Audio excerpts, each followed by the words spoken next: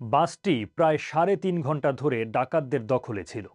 গত ১৭ই ফেব্রুয়ারি সোমবার ঢাকা রাজশাহী রুটে মধ্যরাতে এই ডাকাতির শিকার হয় বাসটি। এ সময় নারী যাত্রীদের শ্লীলতাহানি ও ধর্ষণের মতো ঘটনাও ঘটেছে বলে অভিযোগ করেন বাসটিতে থাকা যাত্রীরা। এই ঘটনায় যাত্রীদের অভিযোগের ভিত্তিতে নাটোর পুলিশ ওই বাসের চালক, চালকের সহকারী ও সুপারভাইজারকে আটক করে আদালতে সোপর্দ করে। সেখান থেকে তারা জামিনে মুক্তি পেয়েছেন। যেসব যাত্রী বাসটিতে ছিলেন তাদের মধ্যে ২ জনের সাথে কথা বলেছে বিবিসি বাংলা। তারা অভিযোগ করছেন বাসটিতে অন্তত একজনকে ধর্ষণ করা হয়েছে সেই রাতে। বাসটি যেহেতু চলমান অবস্থায় ছিল তাই এই ঘটনায় একাধিক স্থানের নাম উঠে আসছে। সেগুলোর মাঝে উল্লেখযোগ্য হল নাটোরের বড়াই গ্রাম ও টাঙ্গাইলের মির্জাপুর থানা। ওই দুই থানার পুলিশেরই ভাষ্য, সেই রাতে ধর্ষণের ঘটনা ঘটেছে এমন তথ্য তারা জানেন না। এ ঘটনায় মির্জাপুর থানায় শুক্রবার একটি মামলা করা হয়। ২২ বছর বয়সী সোহাগ হাসান পেশায় ব্যবসায়ী। তার বাড়ি বড়াই গ্রামেই। ব্যবসার কাজে এই গ্রামেরই ওমর আলী এবং তিনি একসাথে ঢাকায় গিয়েছিলেন। সেদিন কাজ শেষ করতে দেরি হয়ে গেলে তাড়াহুড়ো করে তারা ওই বাসেই উঠে পড়েন। সোহাগ বলছিলেন, গাড়ি যাত্রী বোঝাই থাকলেও গাড়ির চালক ও তার সহযোগীরা আরও ৭-৮ জনকে মাঝপথে গাড়িতে তোলে এবং তারপর গাড়ির চালকের আসনে তাদেরই একজন বসে পড়ে। ওই দলের বাকিরা তখন যাত্রীদের কাছে চলে আসে এবং গলায় চাকু ধরে। তারা বাসের আলো জ্বালাতে নিষেধ করছিল বলছিলেন সোহাগ।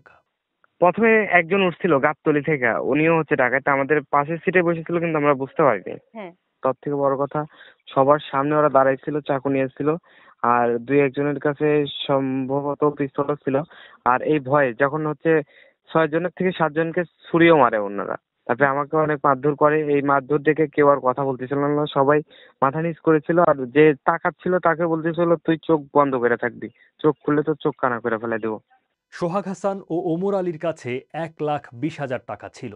ডাকাতরা চাইলে তারা শুরুতে ২০,০০০ টাকা দেন, কিন্তু গাড়ির চালক সহযোগীরা ডাকাতদেরকে দেখিয়ে দেন যে তাদের কাছে আরো টাকা আছে, দাবি মিস্টার হাসানের।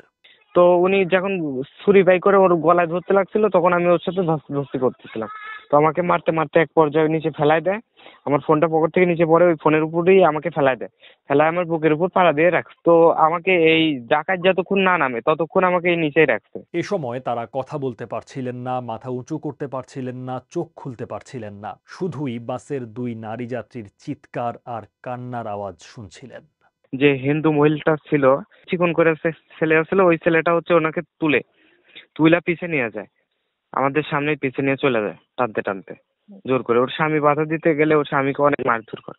ওই মহিলাকে পিছে নিয়ে যেয়ে তা আপনার ১-১.৫ ঘন্টা রাখছে। আমরা খালি চিৎকার ছাড়া কিছুই শুনতে পারিনি। মানে ধর্ষণ করা নিজের চোখে দেখিনি, কিন্তু ধর্ষণ না করলে কেউ এভাবে এরকম কিছু করবে না।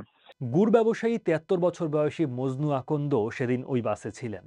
তিনিও বলেন, আমরা যে চিল্লাচিল্লি গাড়ির ভেতর আনারা যা করতে হস্তে বুঝছেন, মা বোনের যা মান সম্মানের ইজ্জতের যেরকম ধরনের করছে, ওনাদের চিল্লাতে আমরা থানায় মানে আমরা মনে করেন ওই গাড়ির ভেতরে মনে করেন আমরা মনে করেন আর কি বলবো, আমাদের কোনো ছিল না।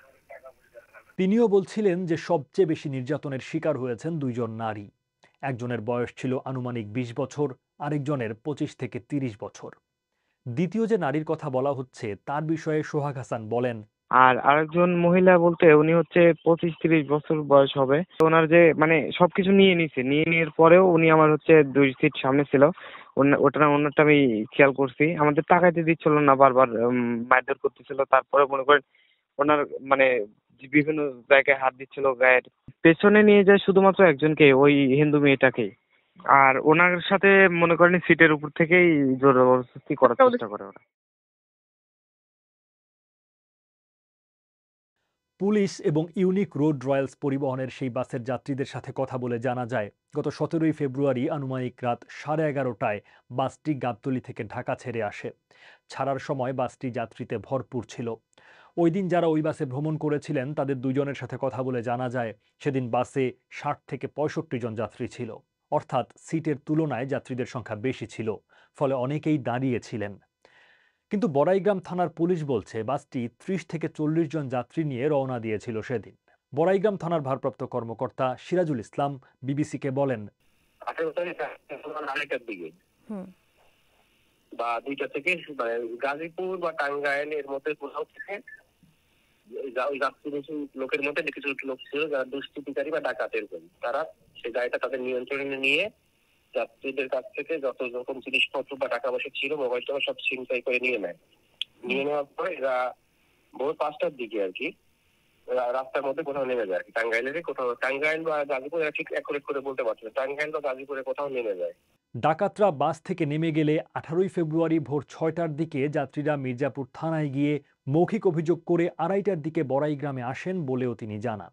এই ঘটনায় তারা মামলা নেননি উল্লেখ করে এই পুলিশ কর্মকর্তা বলেন, তারা যাত্রীদের মির্জাপুর বা টাঙ্গাইল বা গাজীপুরে মামলা করার পরামর্শ দিয়েছেন, কারণ ঘটনা সেখানে ঘটেছে।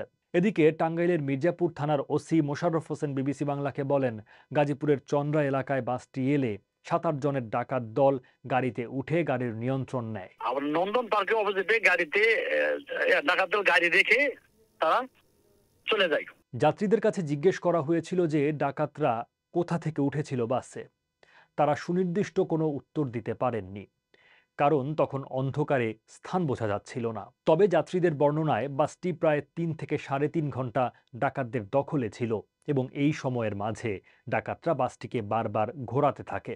পরে রাত 3:30টা নাগাদ সবকিছু লুটপাট করে নিয়ে বাস থেকে নেমে যায় ডাকাতরা। এদিকে যাত্রীরা বলছেন, সেদিন রাতে ওই বাসে অন্তত একটি ধর্ষণের ঘটনা ঘটেছে, কিন্তু বড়াইগ্রাম ও মির্জাপুর 2 থানার ওসি বলছেন যে তারা এমন কিছু জানেন না।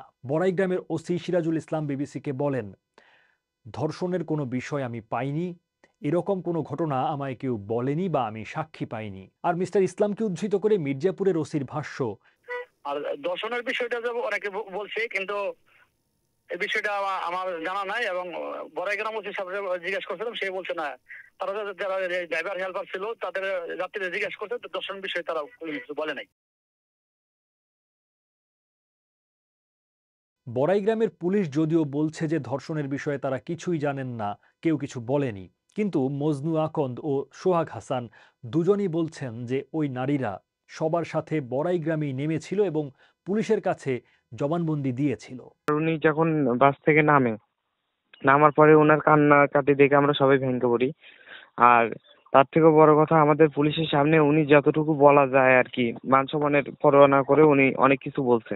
ভেঙে বলার দরকার নেই, আমরা তো কিছু বুঝি। ওনারা আমাদের এই বড়াইগ্রাম থানার এখানেই নামছিল, নাইমা এখানেই আমাদের থানার পুলিশের কাছে মুখ্য একটা জবানবন্দি দিয়ে ওনারা তো নিজ নিজ বাসায় চলে গেছে। পরে ডাকাতরা নেমে যাওয়ার পর তিনি প্রথম তার মামাকে কল দিয়ে ঘটনা সম্বন্ধে জানান এবং বাসকে বড়াইগ্রাম পর্যন্ত এনে পুলিশে ধরিয়ে দেন, এমনটা বলছিলেন মিস্টার হাসান।